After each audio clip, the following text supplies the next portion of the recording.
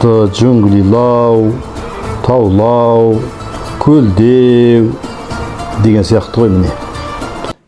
Мына жер кішкене бүлінген екен сынып, пышақтың орны бар, қанжардың яғни. Енді ана жақта сынтастар тізбек тұр. Бұны кезінде шекара ретінде қолданған деп айтады. Немесе осы батырлардың, баһадүрлердің өлтірген жауларының саны деп те айтады. Жақсыны көрмекке дейді ғой қазақ. Енді осы не бар екен көрейік деп келе жатырмыз. Машина жүре алмайды екен. УАЗ машинаның өзі ана етекте қалды. Биылғы жаз қарап жатпай жақсыны көрмекке деп Алтайдың арғы бетінде. Моңғолияда қазақтар тұратын жерде бір жақсы күркіреме бар деп естіп соны көрейік деп таулардан асып тастарды басып Россия арқылы Моңғолияға барған болатынбыз. Сол жердегі қазақтардың отырған ауданы Байөлге аймағы Сеңгіл сұмынына жол тарттық. Барлығы 3400 км жол жүріп, осы сапарды аяқтадық. Бұл Таулы-Алтай деген жер, Россия. Көрің-Алтайсыз. Таулы-Алтайдың негізінде түркі халқы болып саналатын алтайлықтар мекендейді. Соңғы жылдары Россияның құрамына кіргендіктен қазір Россияның бір республикасы, Алтай республикасы болып отыр. Барлық керемет бір табиғат. Жап-жасыл ормандар, биік таулар, мөлдір аққан бұлақ, барлығы осында.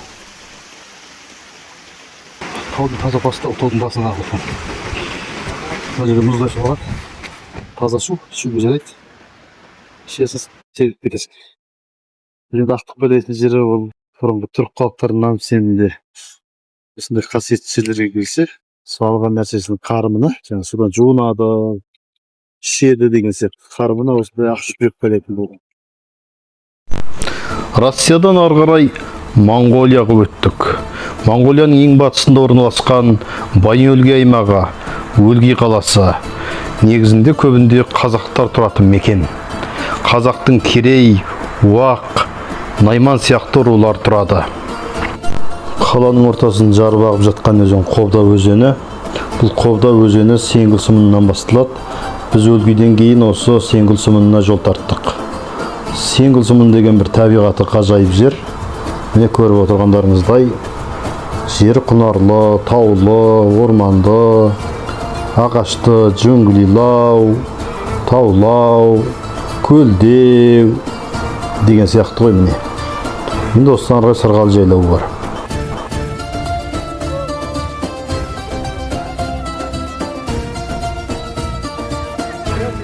Мынау Моңғолияның Сырғалы деген жері. Енді осының басында кіші дүргін дейді. Сол жерде күркіреме бар. Әлемнің бүкіл елінен кеп туристер кеп тамашалап кетеді. Жақсыны көрмекке дейді ғой қазақ. Енді осы не бар екен көрейік деп келе жатырмыз. Машина жүре алмайды екен.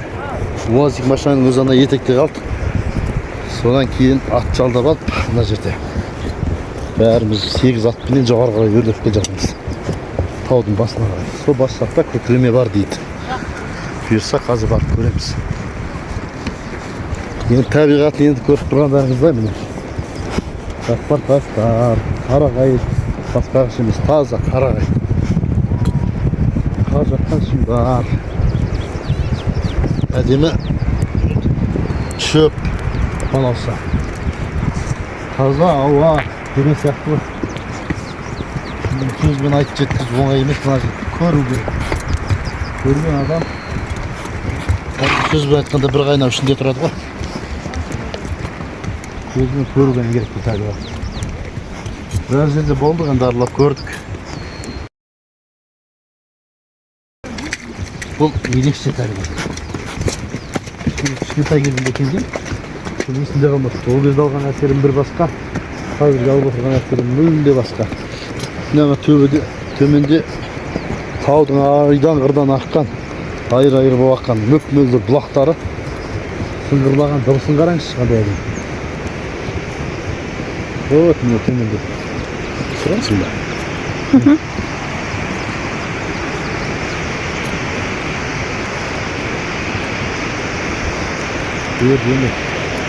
Енді осы таудың басынан ағып жатыр ғой. Ері бана қарлардың бәрі, мұздықтардың бәрі.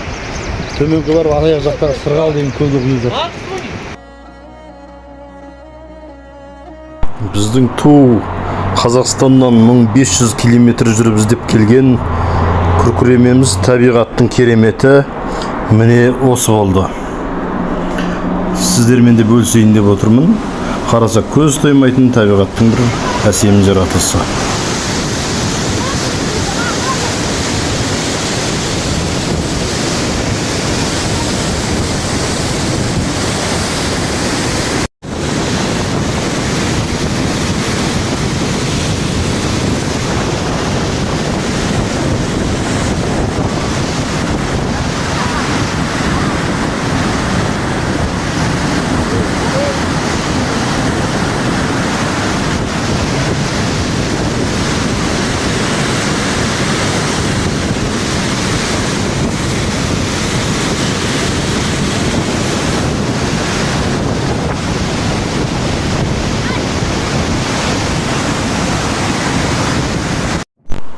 Негізі Моңғолия жері біздің ата-бабаларымыз көк түріктердің байырғы мекені болып саналады. Сондықтан да осындай түрік дәуіріне тән ескерткіштер, балбал тастар, бұғы тастар, сын тас, қада тастар, мынандай қорымдар, мықтың үйі деп айтады, моңғол тілінде хирксүр дейді, өте көп кездеседі. Мынау балбал тас, жақсылап қарасаңыздар, бір қолында қанжары, екінші қолында тостағаны бар.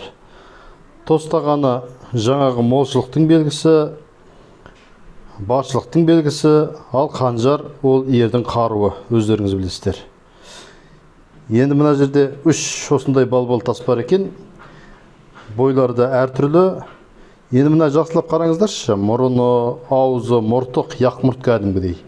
Жаңағы тостаған мен қанжар мынада да бар екен.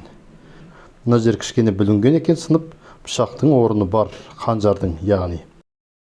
Енді ана жақта сынтастар тізбегі тұр. Бұны кезінде шекара ретінде қолданған деп айтады. Немесе осы батырлардың, баһадүрлердің өлтірген жауларының саны деп те айтады.